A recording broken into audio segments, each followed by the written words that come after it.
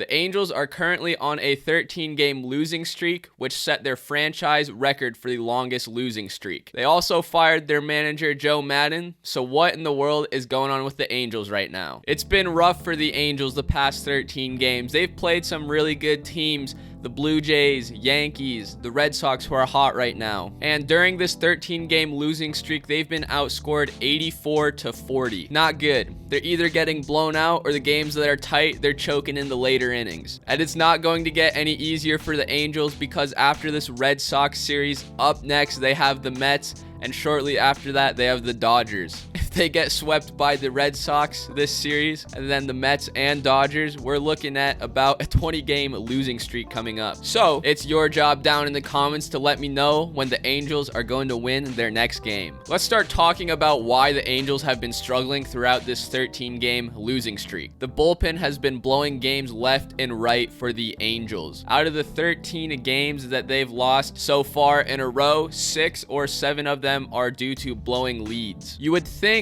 their bullpen would be better after signing Aaron Loop, Archie Bradley, and also Ryan Tepera during the offseason. They are 23rd in the league right now in reliever ERA at an ERA of 4.29, and their relievers are the second worst at giving up the long ball. They are 29th in the league with a home run per 9 of 1.32. Like I said, they blew games on May 27th, the 28th, the 29th, June 2nd, June 5th, and June 6th.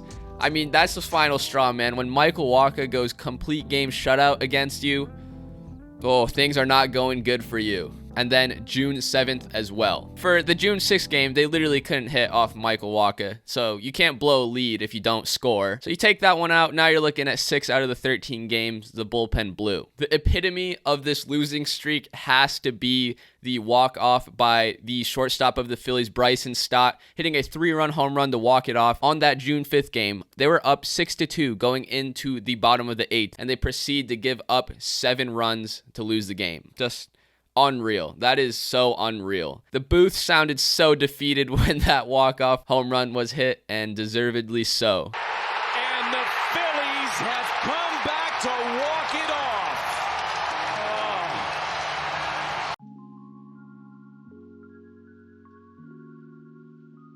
I will give some credit where credit's due. Their starting pitching has been better this year than years previous. This year, they have a 3.8 ERA from starters collectively. So that's pretty good. I would say the average ERA in MLB is right around 4. So they're a little above average, and they're in the upper third of starter ERA in the league. Starting pitching is fine. The bullpen isn't good, but then we go to the run production. The run production has been down. We'll start with their best hitter, Mike Trout, going on an 0-for-26 streak with 17 Ks at 1 point. That is very unlike the future Hall of Famer's performance. His batting average has dropped significantly, I think around 70 points or so, because of this 13-game losing streak and this drought. During this losing streak, Trout is 7-for-47, which means he has a batting average of 167. It ain't looking too good for him, and also he had to exit early during their 13th loss in a row because of groin tightness. It sounds more like this was a precautionary measure, make sure he's all right. He should be back out there soon. This doesn't seem like a long-term injury. However, we have a couple more guys that are hurt that are key players for the Angels, and that is Anthony Rendon and Taylor Ward. Taylor Ward has been the stud that has blossomed at the beginning of this season, a great surprise for the Angels. With the addition of Taylor Ward and everyone healthy, that lineup looked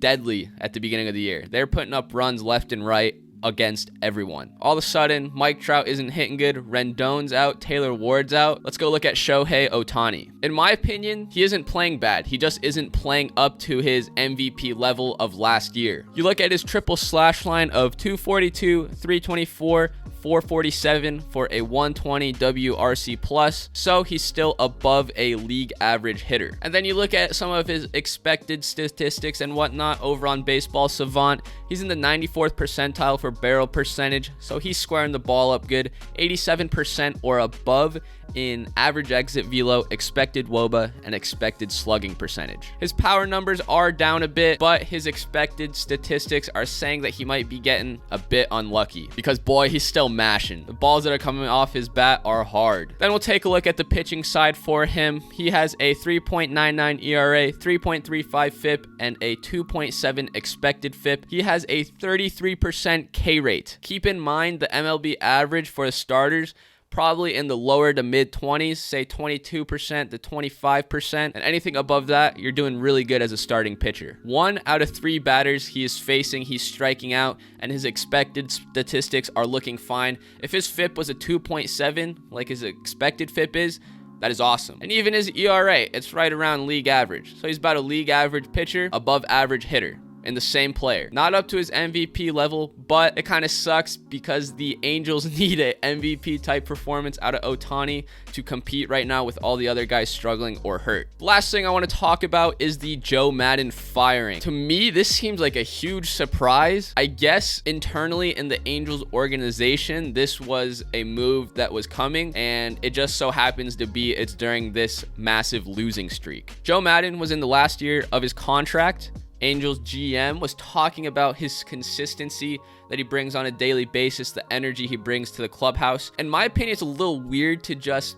boot him out during this losing streak, because during a losing streak, you'd think you want consistency and some energy in the clubhouse and everyone getting along and whatnot. But that's just me. That's why I talk baseball on YouTube and I'm not running a major league organization. But like I said, it wasn't a knee-jerk reaction because of this massive losing streak. I guess the losing streak was the final straw, but there is an article that you can go read about if you have ESPN Plus, talking more about some things that led up to the Joe Maddon firing. Now just imagine this. Imagine if Joe Girardi and Joe Maddon just switched teams.